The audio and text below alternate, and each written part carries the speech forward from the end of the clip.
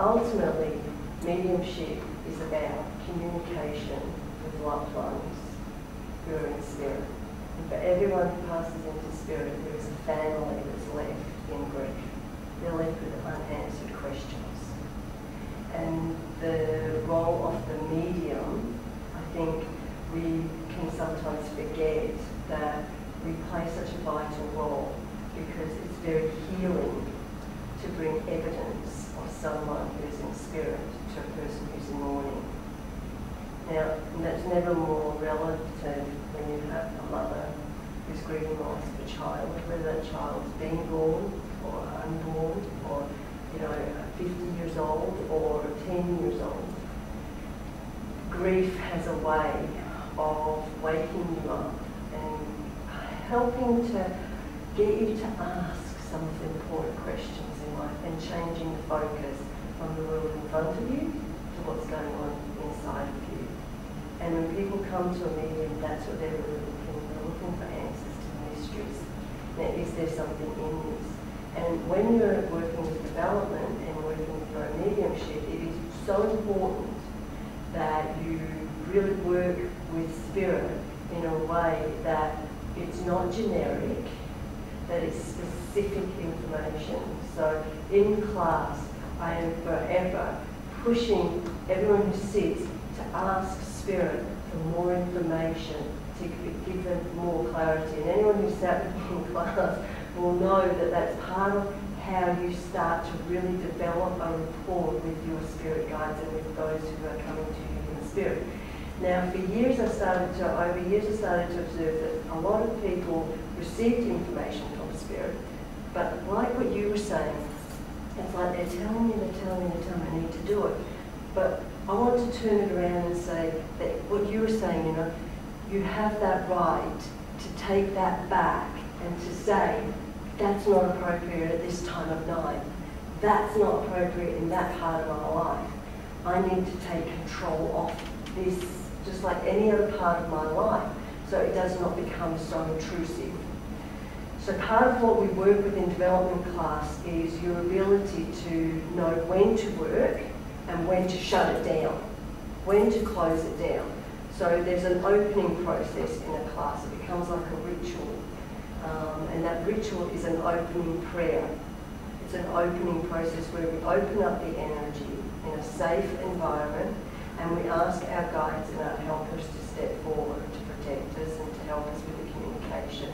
They come in, they work with us, even if we don't necessarily know who they are in the moment, but they will step forward, they will start working with us, and at the end of the session, we always conclude that session with another ritual of closing down. So when you're working in class, what you're doing is you're establishing a routine. And that routine is when I work, I open up. When I'm not working, I close it down. I can hear intuition all the time around me. You can't stop it. But I'm in control of how that affects my life, what I do with that life, and when it's appropriate for me to pick that up and to pass that on. I don't know about you, but I've had some mighty interesting people. I have been walking out of this room through that door, and I've had a medium chase me to the toilet trying to read me while I've been going, I need to go to the toilet now. And so I out the door and they're following me. I'm like looking at it. Intrusive, because I didn't ask for it. I've also had people come in and want to read me so desperately that it felt like they've almost like ledged onto me and drained my energy and taken my energy. Yeah. And so there are things that you learn when it's appropriate, how to present it, and be responsible with the information you've got. Because if you're receiving information from spirit and that person has lost a loved one, the natural response is to bring comfort to that person. But if you're in the midst of real grief and loss, and someone says, I have them here with you, chances are, if they're not in the right headspace to hear that, or it challenges them, they're going to tell you what they think of you, and they'll scream, get away from you. Because it's not a given that they're ready to hear it, right? The other side of that coin is, well, guess what? There'll be those that will want you to solve everything in their life. You know, what do you think? What do you think? It's almost like the magic genie. Poof! What would you like? Poof! What would you like? And you think, well, you can't do that either because you've got that personal responsibility to yourself as well as to them. Those their mysteries. So you're always walking this fine balancing act all the time with your development, and this is called your discipline.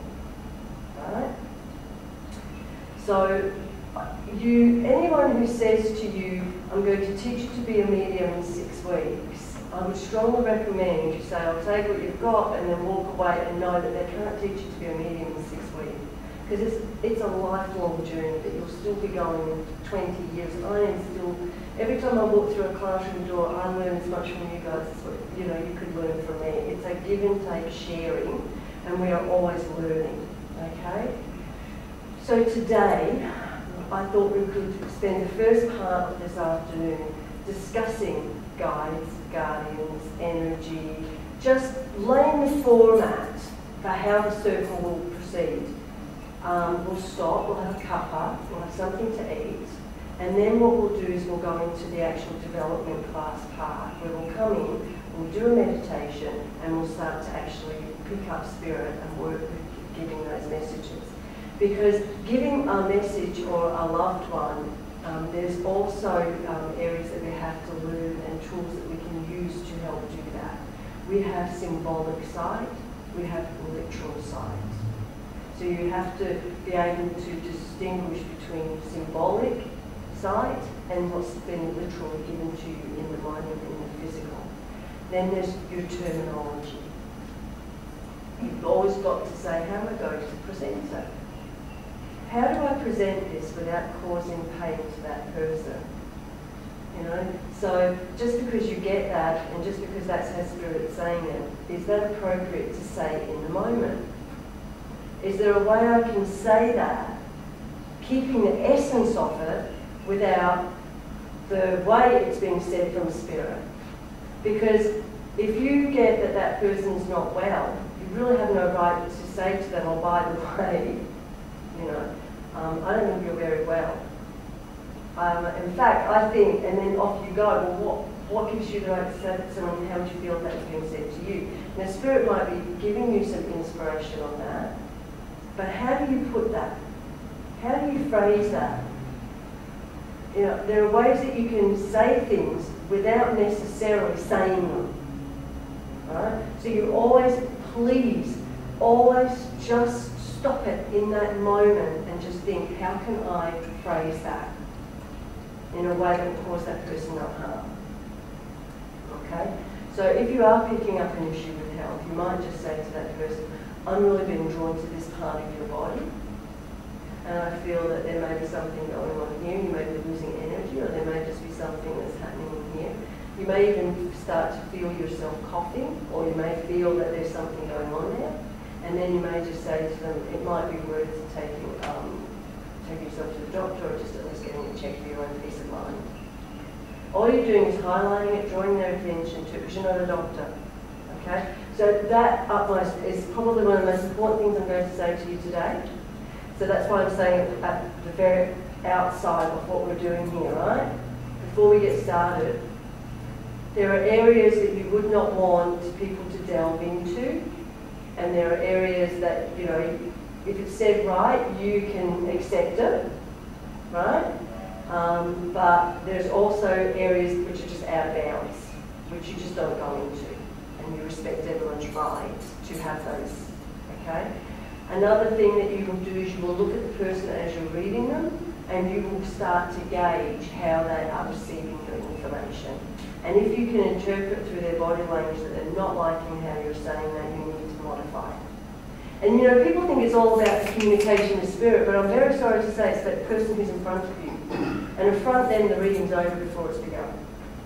Okay? So you're always working on a two-way rapport, okay? You're always working to make that person that you're reading for feel safe and secure and to feel confident, because I believe you said you were scared of it. Right? What are they going to reveal about me? What are they going to say about me? What is the whole room going to hear that I might not like? And I hear that more than what you would ever believe, but when I first started going into the churches, that was my thing, right? You've never thought that? No. Well, that was one of my things. And if they said something I didn't like, nope, I'm not going to accept that either. Nope. And you have to go up later and say, sorry, and I've had people do it to me, and so I really get where they're coming from, and then you walk away and think, well, just not going to say that. But, everyone has the right to accept and to leave things, and you have to learn how to respect that. So I'm just saying that from the outside, so that we all know exactly where we're standing on that, and it's called integrity, and it's called your ethics. And a lot of what you get taught in your development class is really going to be about, is going to fall into line with that, okay? So some of you said you worked with energy before. Does anybody see auras? Do you see Oh, lucky thing. Lucky see yours now. It's just beautiful. Oh, is it? Can you describe it, please? It's really white and bright. White and bright. And it's really close, at the moment, what I can see is really close to the head. Sometimes I see it, But is it here? I've even seen a perfectly black aura, and it was so heavy and thick, it was trailing behind the person. And what was your inspiration about that? What were you inspired about that? That was my ex-husband. Okay. So there's not going to be a lot. I'm just going to say, No influence. No. But is it truth, and you're very tapped into that energy, and yes, you've touched on something that's important. I could even see it on top of the bed, because by that stage we were in separate rooms. I could even see his blackness all about that far above the quilt. And then he'd leave the house, and it was that thick and heavy that I'd have to, pull all the blinds up, let the sun in, get a house lights and incense, do my business to get rid of it, because it was so heavy. Yeah. And you have touched on an area that can happen to us as human beings. So is the light, so is the dark. Yeah. So is there daylight, there will be night. If it's a hot day, there can also be a cold day. Are you enjoying the cold weather? I'd like it to last a little bit. I'd like it to last indefinitely until next year, but that's okay. The universe is built on duality, and everything has a light and a dark, right? So where there is light, there is dark. However, when we're working with mediumship and in the development class, we are drawing in the energy from the light, and that is why we have a doorkeeper, and that is why we have guardians, and that is why we have our healing helpers. Because we call these presences in, these spirit people in, because they take care of what's going on as we open up to work. They're in charge of the unseen part, and we're in charge of the seen part. So we have a union of heaven and earth. We are that link.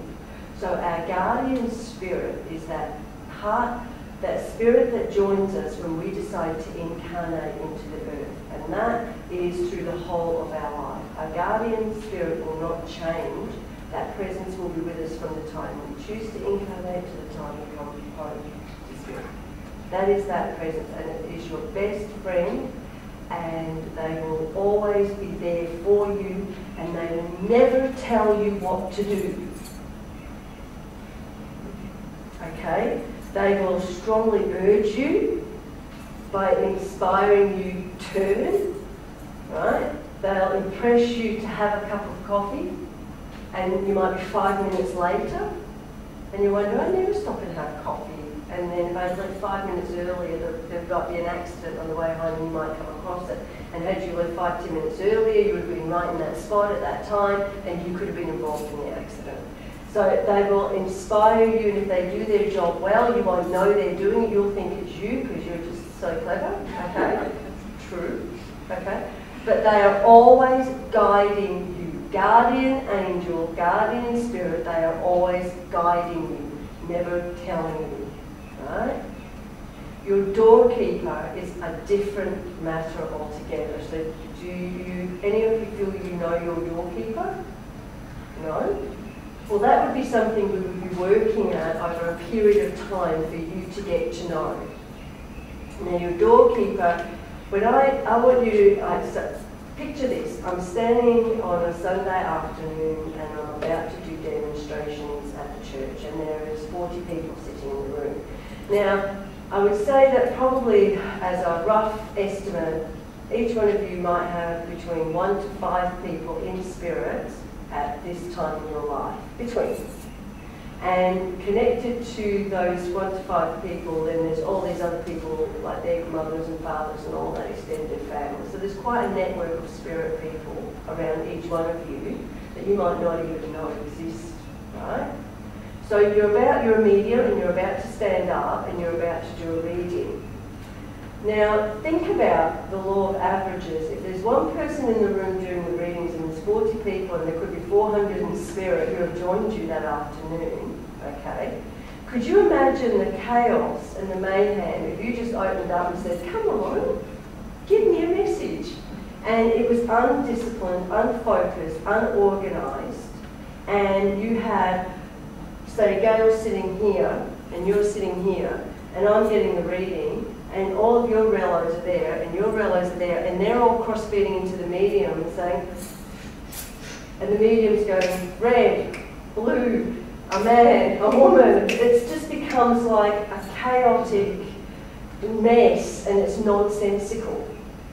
We've had that once, haven't we, in the last 4 years, where we had one girl who'd stand up in class and actually didn't know she was giving 2 readings to 2 different people at the one time. Yeah. And it was chaotic. It was chaotic. And we're all saying yes, but yeah, that's not and this one, and this one, and this one, and this one, and everyone was feeding off each other, and it was just, it was a marvel to behold. It really was. Now what we do is we discipline and we learn to read and keep them separate. So I get them to get up and do 2 readings at once. One reading, and the next one, and then go back to that one, and then go back to that one. We've done that and they amaze themselves. The ladies, they do it beautifully well.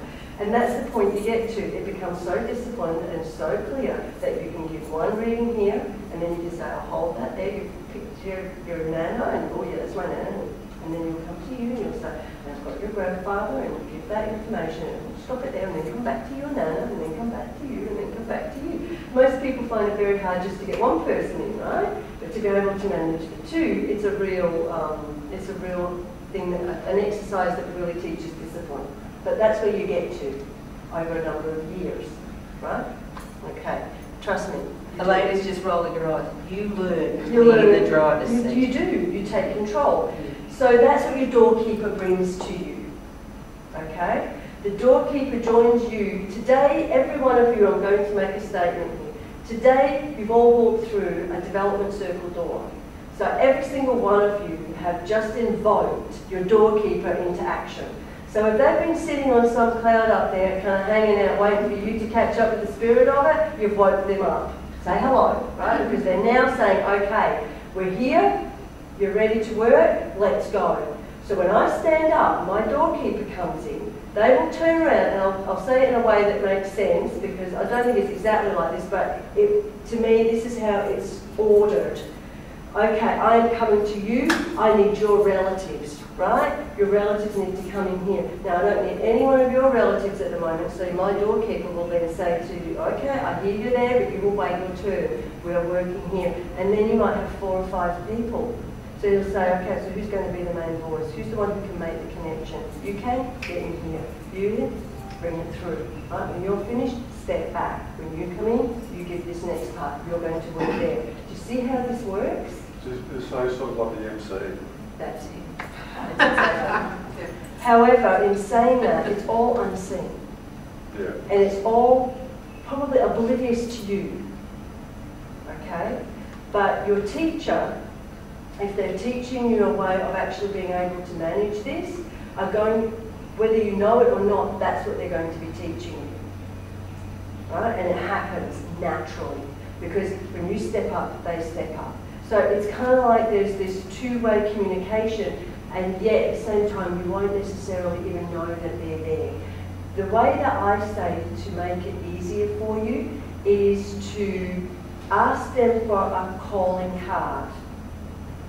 Something that happens each time you open up to work for Spirit, and it may be you get a feeling like that, you may feel really hot, you may get a tickling on the head, or you may feel something like you may feel like your arm starts to move. Something where you will actually feel a physical shift, and the moment that shift happens, you think, right, the doorkeeper's in, we for me, as soon as I get within probably 15 minutes of the venue I'm working, I feel it in my stomach, and I go, spirit just stepped in, I know I'm right. And when I get that, I get a bit nervy. I'm all right. I can stand up in front of anyone and do readings as long as I can feel my stomach. The moment I can't feel my stomach, I get nervous, because then I'm thinking, oh, you're there. Up until that moment, you know, I need to feel that, because then I can feel that shift happening. Okay, so Guardian is not so much going to work with you as you're actually doing the dens, doing your readings so much. They'll be there, and they'll be protecting and organising the room and getting the energy right. But your doorkeeper is the one who's actually going to be working with you on that level. Okay? So there's just two, and we'll leave it with the two because they're the main players. Other ones will come in and change and shift and move for when you need them. Okay? Healing guides will change. If you go off to Reiki, then you'll get some healing guides that work more on the Reiki. Would you agree with that? You get a different variety because you've done a bit of Reiki work. Yes. Do you would agree that you might have one that you feel your symbols around that and a connection in with the Reiki energy, and then if you're doing something else perhaps you might get a different guide feeling coming in? Yes, I get different for different people. It depends on the person. Some people go really into it, and other people say, oh, I didn't really feel anything. But I know that that's how it is for them.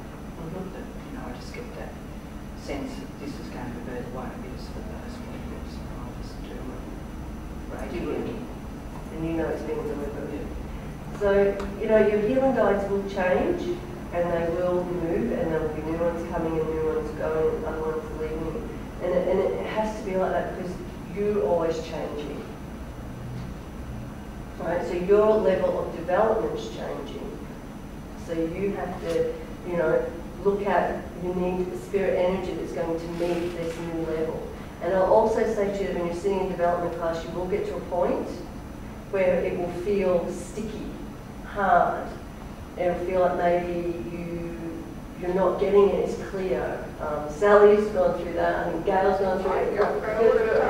And it can feel like really frustrating, and I've seen people leave in frustration because they can't get it as much, it's not working, and I thought it just feels sticky, right? It's not right, it's out of whack, it's out of, and I say to people, please persevere, go through it, go into it, because what's usually happening is your energetic field is changing, your mediumship is changing, and you're about to enter into the next level, right? You're about to shift up a gear, right? So if you've been working predominantly on clairvoyance and it's been very logical, very linear pictures, and all of a sudden the universe goes, you've explored that and that's well developed. Now let's chuck in a little bit of hearing and let's do a little bit of this and let's sort of mix it up a bit. Well, you're changing the vibration again, and everything else has to change and grow with it. Okay?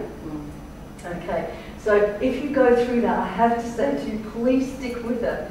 Because what happens is all of a sudden, people might say, no. And they're thinking, I can't do this anymore, no one's accepting it, it's all wrong, it's wrong. And I say, just hold on, we're just in the middle of a change, okay? We're just in the middle of a change. If you can hold on, go inside, look at what's happening, and then move through it, all of a sudden it's like, bang! Off you go, and everyone will sit back and say, oh, whoa, you gave me so much insight, and it just takes off on its own level again, okay? So we sort of pretty much covered. Now, energy fields in itself, your auric field. Now, you said I wanted to come back to that quickly. Energy, you said that you saw a nice light around. That's right, I can't stop it. Oh, feel good. Now we know what we're going to do when we open circle, if you'll be able to tell us. Okay. Well, we've all got our auric field, so we all know what that is, right? I'm sure everyone in the room, do we all have an idea of what the aura is? Right now, every one of us is sitting in each other's auras. So whether or not you knew it, before you walked through the door today, you chose your seats. And you chose the person you're sitting next to, okay? Because you did an energy reading of the room before you walked through the door. And you picked who you vibrationally aligned with in the room, and you fell into the correct order that will work harmoniously in this circle. Okay? Because your aura has been measured at 12 feet. So think about it. How many feet between us? About 1? Maybe 2? Good small feet? That's big. So this whole room is filled with our auras, and we are literally blending in to each other's energies. So do you think that by the time we get to do the reading, that we haven't already made this amazing connection energetically? And that if you actually took a moment to go around the room and to actually look at everyone, which is what I've been doing, you actually start to see it building between, like in this light that sort of brings this field in around us. And that is the energy that your loved ones are going to bring forward and use and draw on when the medium stands up to do the reading. Okay? In circle, it's so important that there is no competition. In circle, every single one of you are going to be faced with, if I say that, will that make me sound stupid? Will it be wrong? Will I make a mistake? You name it. Every one of us are going to be challenged on that way. Will I make a fool of myself? You know, I mean, it's part of who we are, okay? And you get uncomfortable being the front person and everyone's eyes are on you. And it's even worse when you have dope in your mouth and say something, you know, from someone that no one else can see in the room. And what's worse about that is you have to tell them what's going on in their life.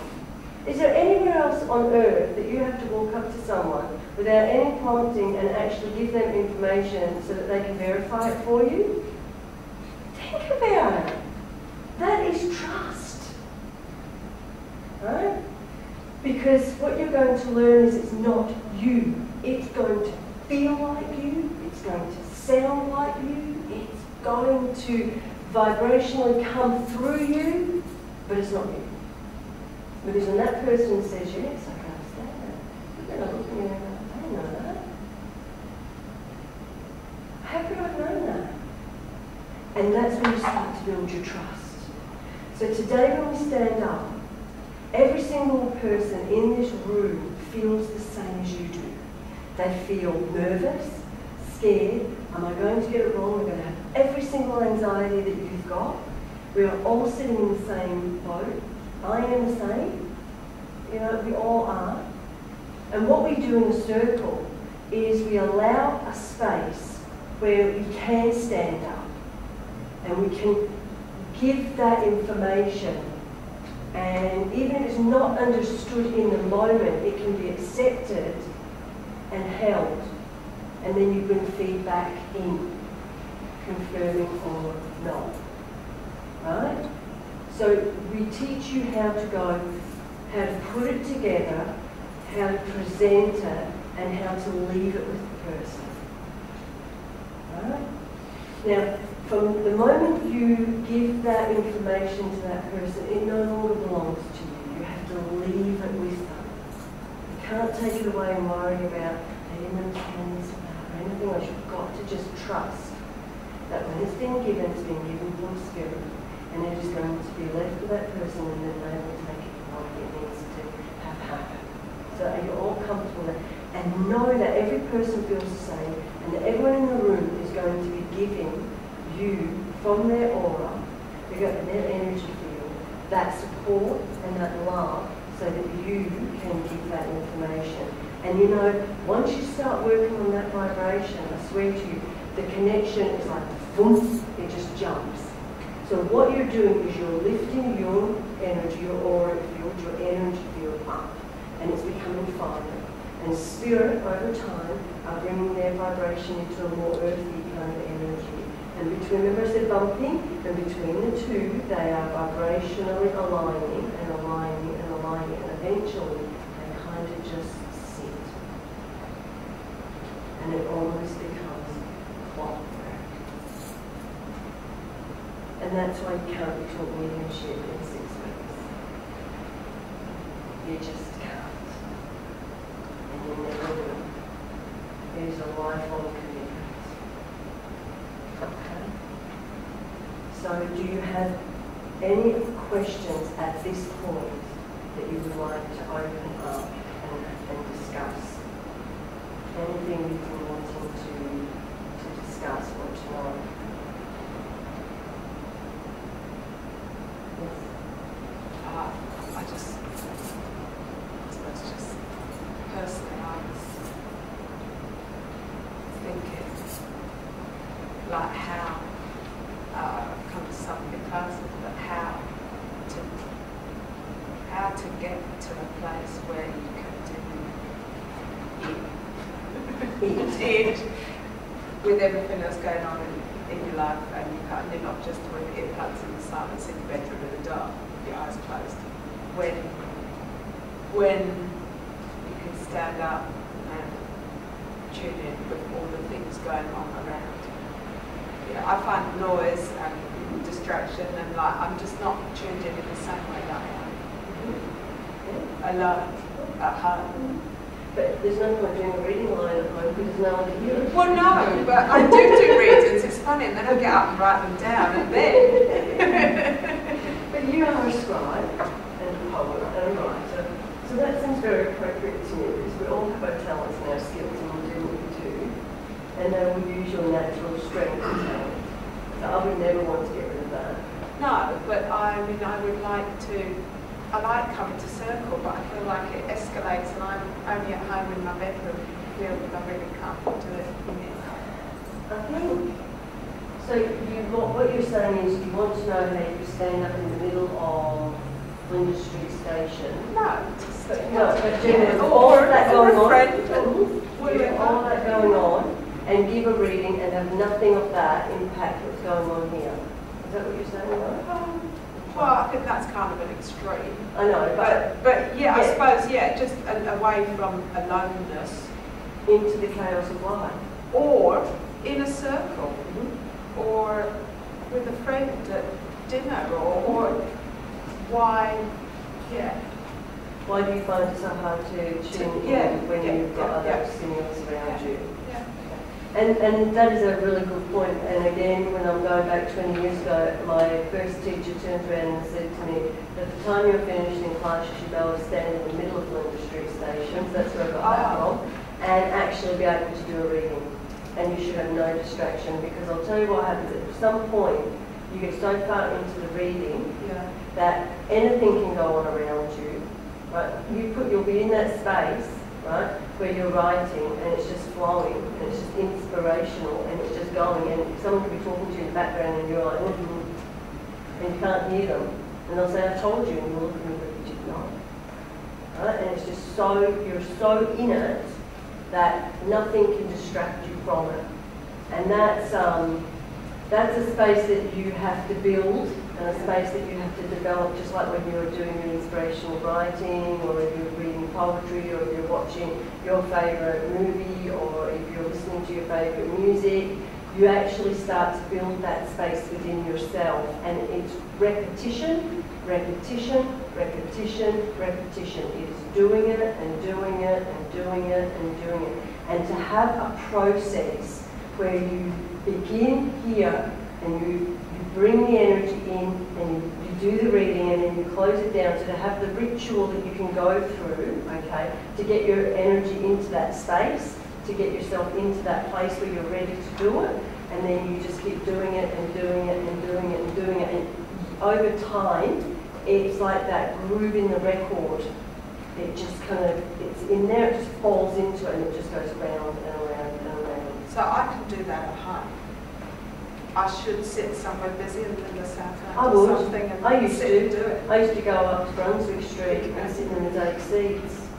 And I used to actually look, people watch everyone, and I used to read them and look at them and tell them what I was doing. Right. But I would put myself into that energy space, and I would actually have that, and that was part, I did that for probably about 3 or 4 years. Yeah. Frequently I used to go into these spaces and do it.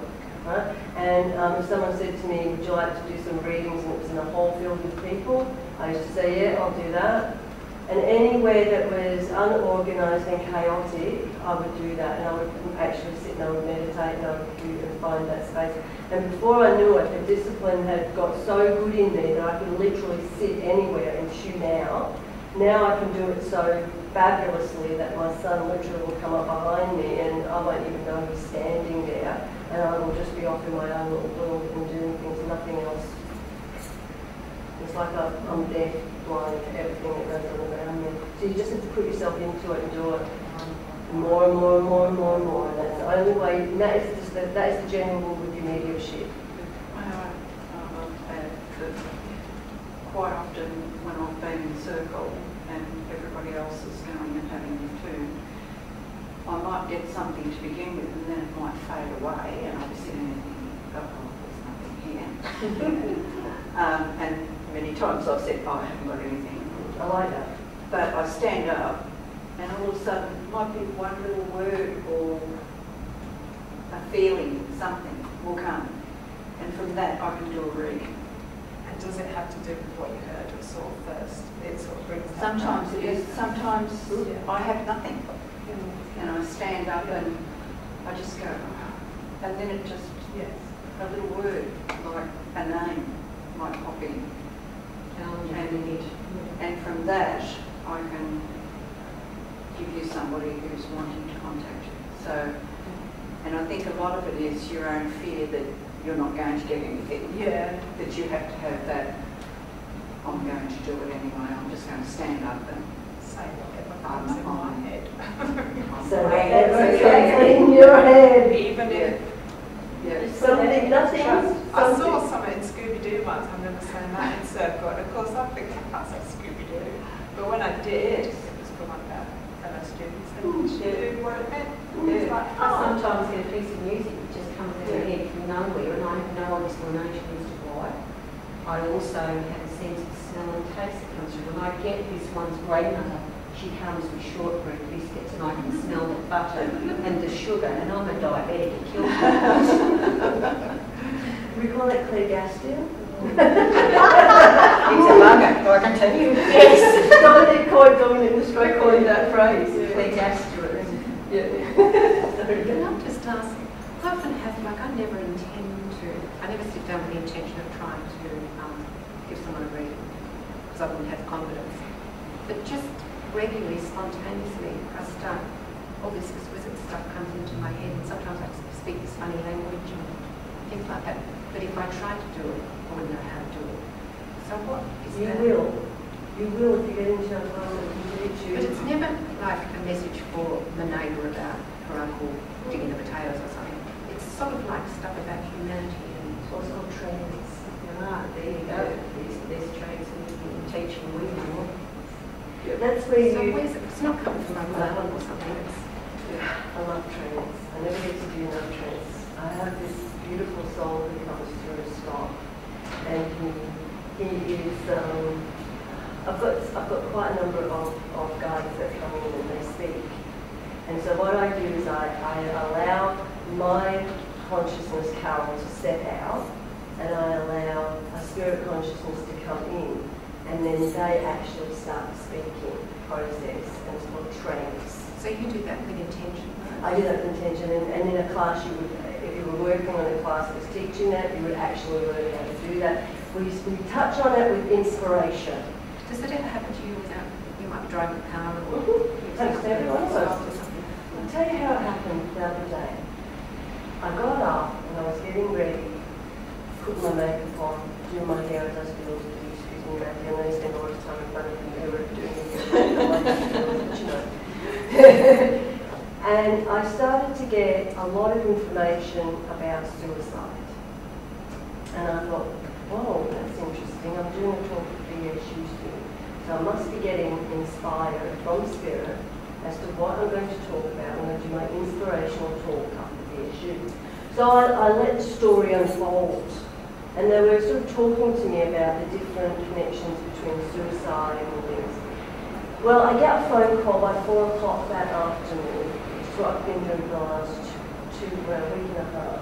A friend of mine's grandson killed himself. The day before, the family was 18. And so all that morning, the energy of that was coming in, and my guides were obviously telling me that I was going to have to deal with suicide. And so they were giving me insight into this whole process of suicide from their point of view. And that is trance in its own way. Even though I was not sitting in front of a room full of people like now. So where's it coming from? Because it's not coming from your grandfather that I'm looking at. Where's Okay, we have spirit guides, right? So we have those who have gone to spirit who no longer want to be born into the earth. They've completed the earthly cycles. But it's not someone's relative or something, it's just Well, general. Yeah. So when you have a guide, maybe that guide is coming in and was on the earth 1,000 years That's coming ago. from your own guide. Well, it can be coming from your own guide. There's many layers in the spirit world, okay? So when you're doing development and readings, you're tuning into loved ones, earthly presences who have a personality and a memory from a loved one on the earth. You're drawing from that energy pool and you're bringing that information forward. If you're doing trance work, then you're working on a different vibration, and this is information that's coming in to be shared with humanity. So this is guides and from a higher level of consciousness that want to come back to the earth via a medium so that they can share this information to better and enrich mankind. Okay? And a lot of mediums do trance work depending on the level of mediumship skill. So you really develop your mediumship, you're developing your trance mediumship.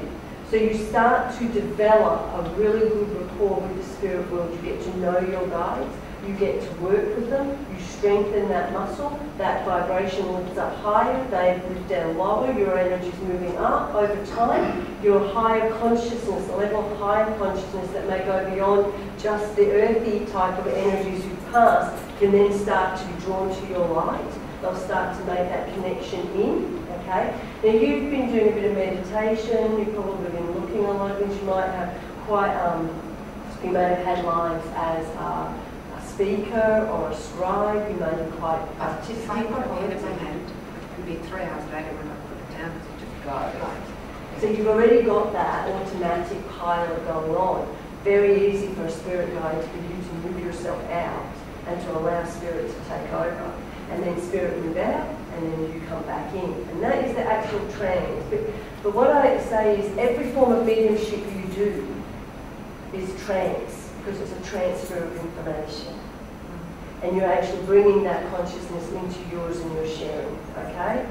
So look, there's many levels of mediumship. There's healing, and you can draw the energy and the guides in to work through healing, which is another form of trance, okay?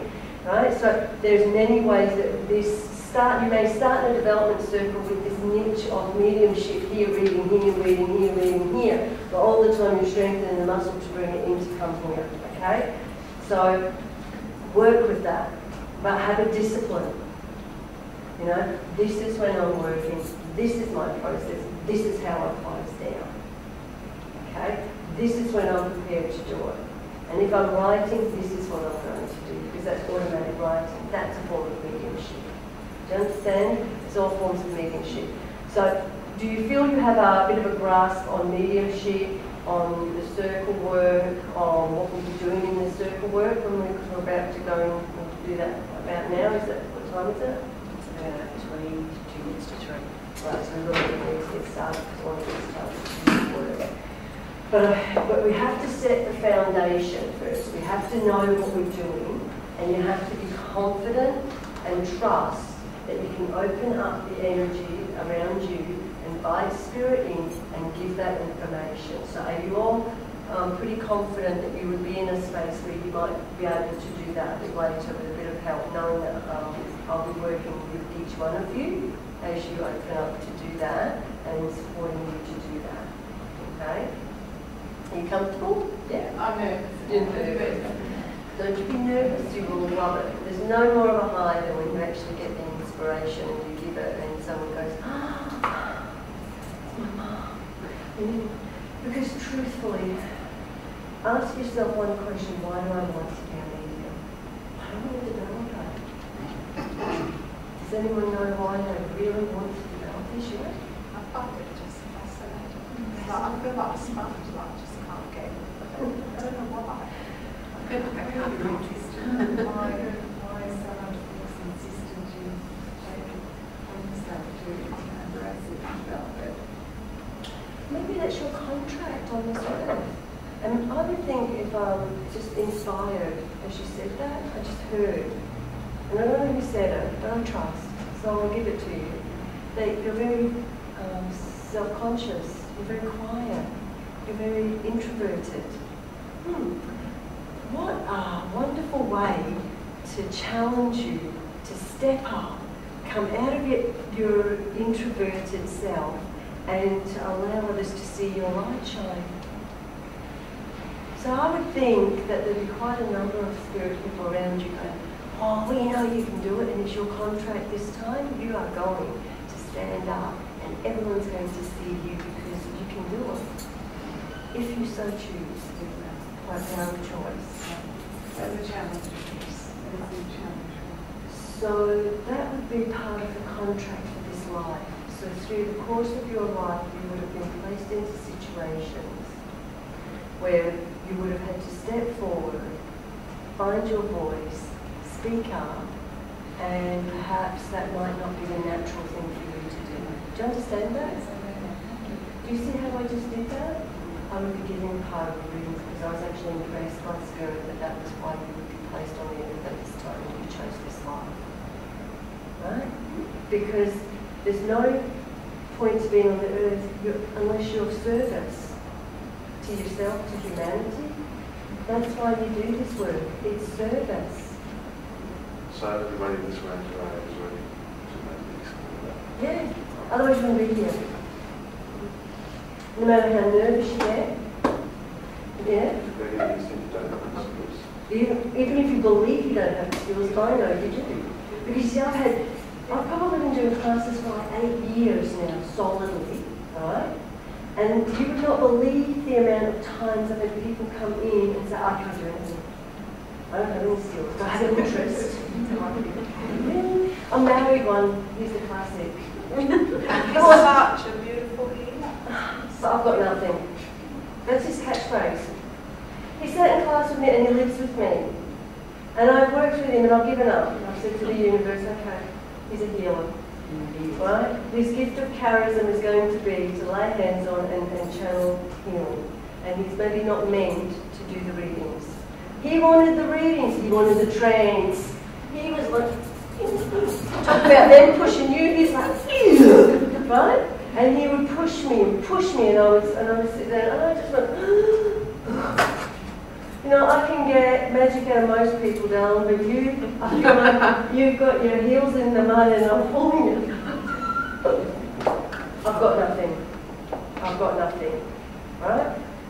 And yet he does get things. But I tell him he's waiting for the angels to hark, literally, with the trumpet, and the scroll to unfold, and the genie to appear, and for it to be set in front of his face so he can read it in his head. Do you understand it's not going to happen that way? You know what? Sally coined the best phrase, one word. I've got nothing, but I've got one word. And from one word you can fill a 60-minute reading. Yes. Yes. Well, I've done it. Yes. Well, not 60 minutes, but yeah. You've done it. Yes, yeah. You've done it I from did, you know, I Scooby-Doo. could. You've done it from Scooby-Doo, and you will get amazing things and you think, I can't say that. Yeah. But you do. Now, before we finish up this part of the afternoon, I need to ask you if you've heard of symbology. Good. You see, 10 years ago you would say, right? But it's so in our language now that we really know the symbolic language. So have any of you studied symbology or looked at archetypes or looked at any of those kind of energies? You have done it. You looked at it? You heard of Carl Jung? Yeah? You've heard of his archetypal profiles and his archetypal energies? Okay. Very symbolic. Okay? It's just a really easy way to explain the symbology, okay? An energetic and a universal energy pattern summed up in one word.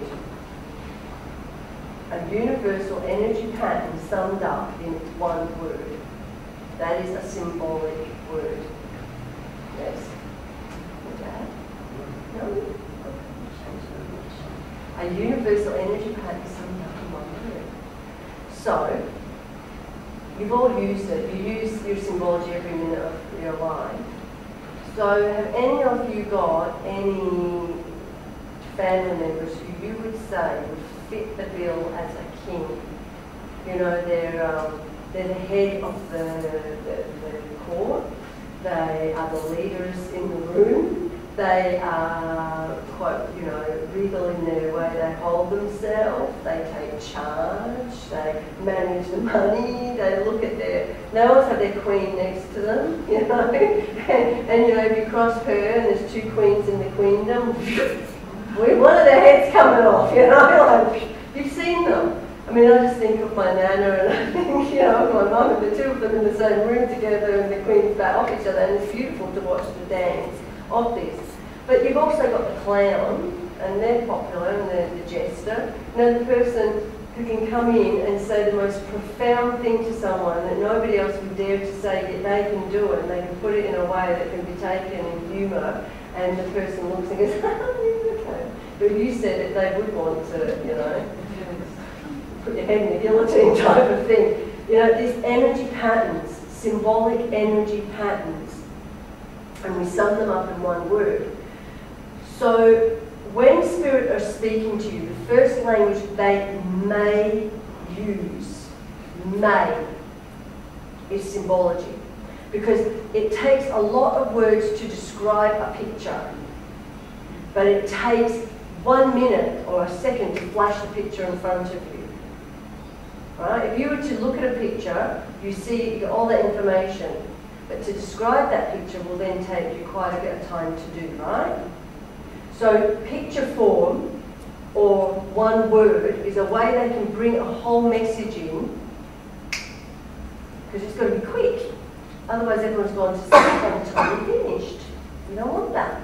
So if you were to see a key, I mean, if I ask Gail, what would you, what comes immediately to your mind if you have a key presented to you? Open the door. Open the door. Okay. And if I said it to you? Unlock. Unlock. You're unlocking what? Now, what I'm unlocking and what you're unlocking is going to be very different. Yeah. Some people might say, okay. Yeah. Okay, so if I was to say that to you? I'd say it's an opportunity. An opportunity, okay. And you? Freedom. Freedom, okay. Unlocking understanding. Ah, okay, yep. So you've got the door. And is the door open and closed already? I think the door's opening. Okay, right. But if you've got the key and you locked it, then you would be blocking yourself, wouldn't you? Yeah. Right? And you have to open it. Okay, so that's just from a key. So, Unlocking to a new opportunity. okay, thank you. That's all right. It's a opportunity. Okay. So we've got a general theme. Our interpretation are all a bit different. And the word we all use. Yeah. Yeah. From key is a different word, but it's the same. Very good. Yes. Yes. Ish. It's always an ish. And this is how Spirit works. So that what that means to me is going to be different to you. It may have a general thread, but you've got to interpret it. Right? You interpret it. And it's going to be different for each person. So a key for you is going to be different if I was doing a reading and I've got the same key for you. Right? And how you give the message, that's the essence of it. Right? Symbolic sight makes it really easy. So when you go back out into your life, you start to look at everything like clocks, and you start to say, what does a clock mean to me? You know, what does a bridge mean to me? What does rain mean to me? What does the sun mean to me? What does all these different things, right? And then you start to look at it and you start to get your symbolic language, right? And that's a very important part of your development. And it's very simple, right? And that's the essence of your readings. And I also just very quickly, and then we're going to finish up, we're going to put the kettles on. Yeah, it's plugged in. Is it on? No lights. It was powered up and it's I think it got too light, so it got turned off. It might be thermostatic. It might be if we're lucky, but then again it might not. It might just be we'll go straight into it and have a coffee after. No, it's on. Oh, but it's dead cold. Alright, so you need to press the button down. Which one? There. Hang on. Right, so Yep, what water this is it? one. Yep. Yeah. So we will have coffee after. Is there water in it? Yeah, there's water in it. Right, so we'll do the second half, right? We'll stand up, we'll That's take how it's a meant to few be. minutes, yeah, and we're meant to go straight into it, we trust, okay? After we finish, we'll have something to eat and we'll have a cuppa. So I just wanted to touch on clairsentient, clairaudience, clairvoyance, clairsentient, clairaudient, clairvoyant. Hearing, seeing, sensing. Clairvoyant, sight. Clairaudient, hearing. Clairsentient, feeling. Alright? And you will use all manner of things. You will have one string, and then you will have those that come in to support it. So you'll work out if you're going to be a seer, a hearer, a feeler, and if you're an empathic, good luck. So I don't want you being empathic, we're shutting that down, right? We're saying clairvoyance for you. Are we all agreed, right? Yes. But what we do is you learn how to manage it, and I've got some wonderful empathics, and they can take on your sore back, your gicky knee, your headache, they can take on your mood, and most of you will be empathic, and I'm guaranteeing this is resonating to you, that we're all empathic, because we're all sensitives. And how do we get rid of it? Like, Nerves of steel, darling, you just have to so I've learn. got guys sore back and I'm telling her that. How do I make it go away? Well, I from tell them me? I don't want it. If I didn't have it before I walked in the room, I'm not taking it home, so take it back. That's what I tell them, and I'm straight. I'm straight when I say it, right? If I didn't walk in the room with it, I'm not taking it home. And I feel the same with your loved ones, right? If you can't accept them, that's fine. I'm not taking them home with me, right? I'm leaving Elena's them with eyes you. are open like, this one is the boss. They don't mess with her. So It's do true. you have to say that very sternly Oh, I do. and just in your head? And I don't accept everything that's brought to me either. I question, I'm horrible, I question, and I tell them what I'm going to put up with. I am very, very clear. Because it's my life, I'm in service. Don't waste my time if, you don't want to speak to me and I'm doing a reading. Hello? That's wasting everyone's time.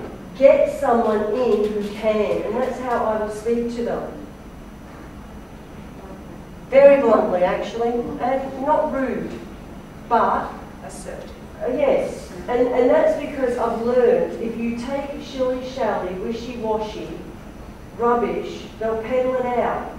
If you tell them very clearly, I'm in service, I have a job to do, I take it seriously, I'm going to give the best messages I can with the best evidence. It's going to be clear. It's going to be concise. If I get names, I want names that are relative and that can be placed. And I am going to spend my time working with you, and that's what I expect. And if you bring that to me, this is just what my agreement was with them. I will show up and I will work tirelessly for you, and I will dedicate my life to this. Now, you might not want to do that, but I chose to do that. But you better meet me on that level, because if you don't, and I'm left standing there to be cool, I'm not doing it anymore. And that's it. And that's what I told them, and I was very clear about what I wanted. I didn't have to be rich, I don't want to be honest, I don't need any of that nonsense. Just show up and give me information that is useful and can be placed. Right? And then I will show up for you. And that's our agreement. So you can talk to spirit like that, and that's what I would suggest you start doing. And being very clear. Especially if they come in at the AMs and you just turn around and say, this is not appropriate now. Talk to me in the morning. Push them back. Because that's not